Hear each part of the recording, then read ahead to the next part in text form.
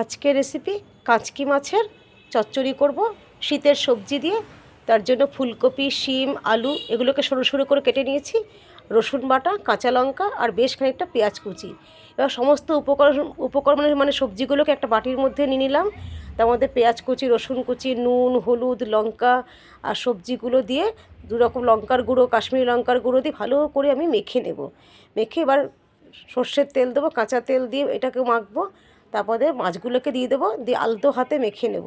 এবার কড়াইটা আমি আগেই বসিয়ে নিয়েছি, গ্যাসে গরমও হয়ে গেছে। এবার মাছগুলোকে কড়াইয়ের মধ্যে ছেড়ে দিলাম, দিয়ে এবার ঢেকে দিলাম। এবার মাঝে মাঝে ঢাকনা উল্টে উল্টে দেখতে হবে যাতে পুড়ে না যায় আর কি। নাড়িয়ে চাড়িয়ে ভালো করে ঝোলটাকে শুকিয়ে নিতে হবে, আর সবজিগুলোকে সেদ্ধ হওয়া পর্যন্ত রান্না করে যেতে হবে। এবার রান্না প্রায় শেষের দিকে ধনেপাতা কুচি ওপর থেকে দিয়ে দিলাম।